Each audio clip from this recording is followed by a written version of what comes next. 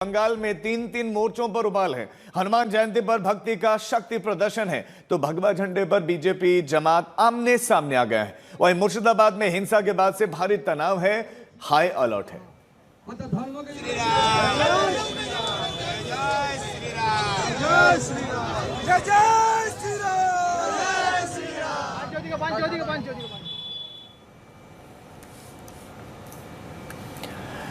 वक्फ कानून पर एक बार फिर से पश्चिम बंगाल का मुर्शिदाबाद शहर सुलगा। कल मुर्शिदाबाद में वक्फ कानून पर हिंसा फिर से भड़की और कल की हिंसा में गोलियां तक चली।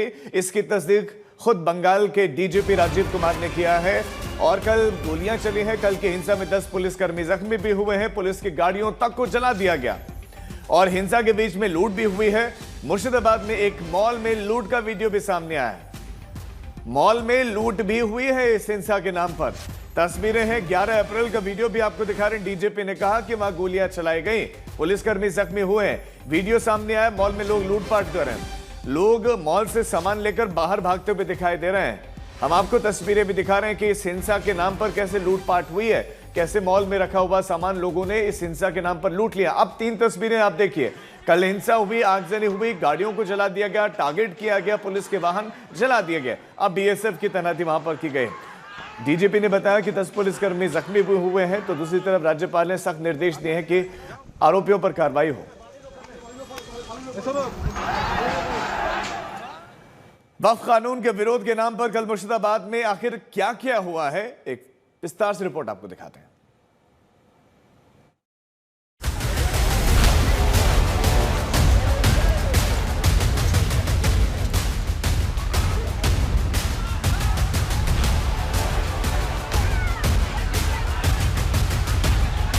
ये है वक्फ कानून के विरोध का साइड इफेक्ट। हिंसा, आगजनी, पत्थरबाजी, पुलिस से झड़प, काफी कुछ।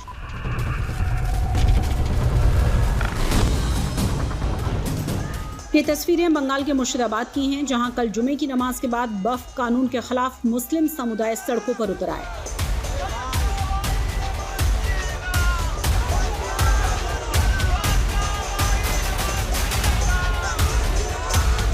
फिर विरोध के नाम पर सब कुछ किया जो तस्वीरें बयां कर रही हैं।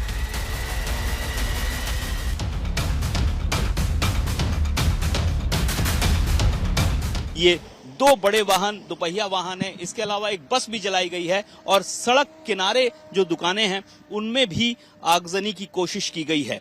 और जो प्राथमिक सूचना है उसके मुताबिक सूती में सबसे पहले ये शुरुआत हुई और सूती में जब ये घटना घटने लगी तो इस तरफ जंगीपुर है जो महकमा है, वहां से फोर्स पहले सूती पहुंची। लेकिन इसी दौरान सूती के 10 किलोमीटर दूर और उस तरफ वहां पर शमशेरगंज है, शमशेरगंज में भी इसी तरह की घटना शुरू होने लगी तो जो फोर्स है वो यहीं पर अटक गई। हाईवे जैम से शुरू हुआ विरोध प्रदर्शन रेलवे ट्रैक तक पहुंचा। भारी संख्या में लोग रेल पटरी पर जमा हो गए। ट्रेनों की आवाजाही को बंद कर दिया गया, कई ट्रेनें रद्द करनी पड़ी। हिंसा का असर आज भी दिख रहा है। पूरे शहर में तनाव है, पुलिस बीएसएफ की तैनाती है। हालत की गई है, ये गेट के पास रिले रूम की ये स्थिति है। देखिए कल और जब हमला हुआ, हम जब बात कर रहे थे कुछ जवानों से तो वो कह रहे थे कि कल पूरा स्टाफ मौजूद था जब हमला हुआ, किसी तरह उन्होंने जान बचाई है। टेलीफोन तोड़ दिया गया है, सब कुछ यहां तबाह कर दिया गया है, भयंकर रूप से तोड़फोड़ की गई है। ट्रंक वगैरह सब यहां पर बिखरे पड़े हैं, कपड़े लत्ते कुछ भी सामान असबाब सब पूरी तरह से यहां पर ले लिया गया, लूट भी की गई है।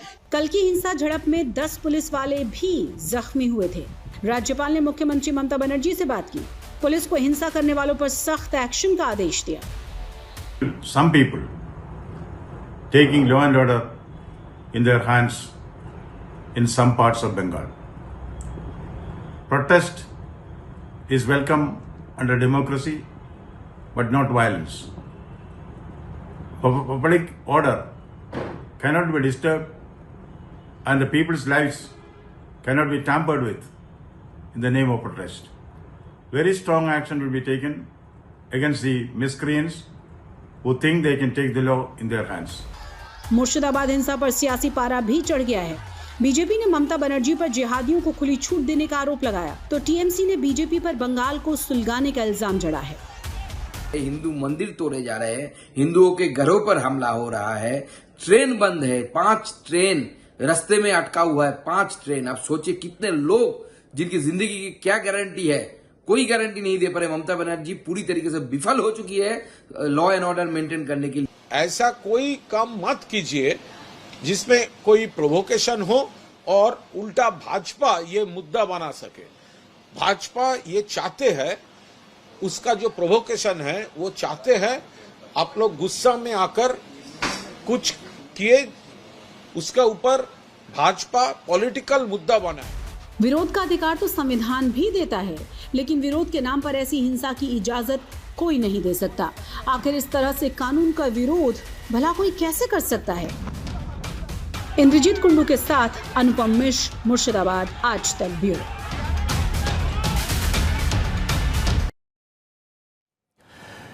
बंगाल के डीजीपी ने कहा कि कानून हाथ में कोई भी नहीं ले सकता और जो भी कानून तोड़ेगा उस पर कार्रवाई होगी।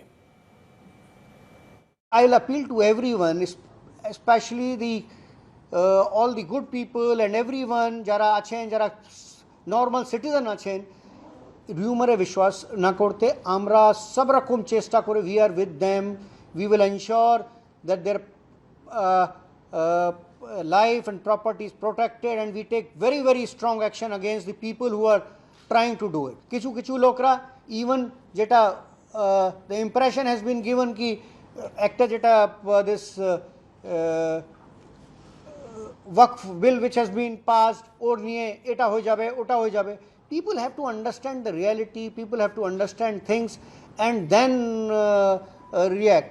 এটা করলে anyone who is taking is law in his hands, we will deal with him very very strongly. There is no way any kind of violence can be allowed. जो कानून हाथ में लेगा उस पर कार्रवाई होगी, डीजीपी करें। लेकिन सवाल है कि लोग कानून हाथ में ले चुके हैं, हिंसा कर चुके हैं। मुर्शिदाबाद से आज तक संवाददाता इंद्रजीत कुंडू की एक ग्राउंड रिपोर्ट भी अब आपको दिखाते हैं। पीछे मेरा दरवाजा है, सामने का बहुत कोशिश किया है तोड़ने के लिए, लेकिन सामने तोड़ नहीं पाया। पीछे से तोड़ के ढुका हुआ है। उसके पहले सबसे पहले आके मेरे बाइक को मारा, उसके एक रूम को मारा है। उसके बाद ये दरवाजा खोल के यहाँ ढुक के पूरा तहस नहस कर दिया। मेरा गड्ढा चोरी किया, मेरा चेयर चोरी किया, टीवी चोरी किया, मेरा पूरा घर को बर्बाद किया। छत में ढुकने का कोशिश किया है। हम 2 लड़की लेकर जान में हाथ लेके कांप रहे हैं, भगवान भगवान कर रहे हैं। मेरा हस्बैंड नहीं है, मेरा बेटा नहीं है। हम कैसे, उस समय हमारे घर में कोई अटैक कर देता, मेरा बेटी को रेप कर लेता तो हम क्या करते? बोलिए आप लोग। कोई पुलिस, सिर्फ हम हमारी बेटी थी और मेरे हस्बैंड दुकान में अटके हुए थे। हम क्या करते? हम 2 बेटी को यदि रेप कर लेता पुलिस हमको क्या, मेरा बेटी का इज्जत वापस देता? एक जन था जब उसको संभाल लेते। 3 लड़की लेके हम कैसे कहां पर जाते बोलिए? हम छत में छुपे हुए थे। मेरा छत में पूरा फ्लोर है घर का, नीचे से गेस्ट लोग के लिए रखे। मेरा पूरा घर का तहस नहस कर दिया। ताला तोड़ के अंदर आ गया। ताला तोड़ के आ गया। आप चलिए ना, देखिए ना, दरवाजा ही तोड़ दिया है। ताला तो तोड़ा ही नहीं, दरवाजा ही तोड़ दिया है। हम क्या करेंगे? 2 लड़की को लेकर हम कैसे रहते? उस समय आप सर बताइए, आपको उस जगह में रहते तो मेरा क्या हालत होता, आपका क्या हाल होता, आप बता सकते। यहाँ से थाना तो ज्यादा दूर नहीं है, 5 मिनट में आप पहुंच जाइएगा पैदल चल के। फोन किए थे लेकिन कोई नहीं आया है, कोई नहीं। जब पूरा तहस नहस हो गया, शांत हो गया, तब जाके फोर्स ढुका है। हम लोग तो सब मतलब एक साथ ही थे। जब ये सब बढ़ने लगा, पत्थरबारी होने लगा, तब तो क्या करेंगे कुछ समझ में नहीं आ रहा। पापा भी वहाँ पे थे, पापा को लेकर अलग टेंशन। भैया थे, भैया तो अकेले कितना ही लोगों को संभाल पाएंगे और हम लोग क्या ही कर लेंगे, कुछ समझ में नहीं आ रहा था। और जब ये बार पत्थर कांच टूटने लगे, सबसे पहले हम लोगों का कांच तोड़ा जा रहा था। उसके बाद नीचे से आवाज आ रहा है, चारों तरफ से, ऊपर नीचे पीछे सब तरफ से आदमी घुसने का कोशिश कर रहा है। एक भी रास्ता खाली नहीं है, किसी तरफ से भागने का कुछ उपाय नहीं है। मतलब इतना कोशिश किया वो लोग घर में घुसने का, मतलब अगर घुस जाते तो क्या होता। हम लोग के घर में तब तक हम लोग इधर से छत से उधर चले गए थे, इसीलिए हम लोग बच गए हैं। अगर नहीं जाते तो हम लोग भी नहीं बच पाते कल। और यहाँ तो घुस गए थे, ये तो बाद में पता चला। यहाँ पर हालत सब शांत हुआ उसके बाद। और इस छत पे भी आदमी चढ़ गया था, इतना भी हुआ था। पत्थर फेंका, मतलब सब तरफ से, चारों तरफ से हम लोग का फैमिली घिरा हुआ था। तो आप लोगों ने कुछ कहा उनको? नहीं, हम लोग क्या कहेंगे? अगर उस लोगों को पता चलेगा हम लोग अंदर इतने सारे औरत है, वो लोग तो और घुस जाते हैं अंदर। और भैया सब कितने हैं, 3-4 भैया और हम लोग भाभी बच्चे सब मिला के 10 से भी ऊपर है। क्या ही करते।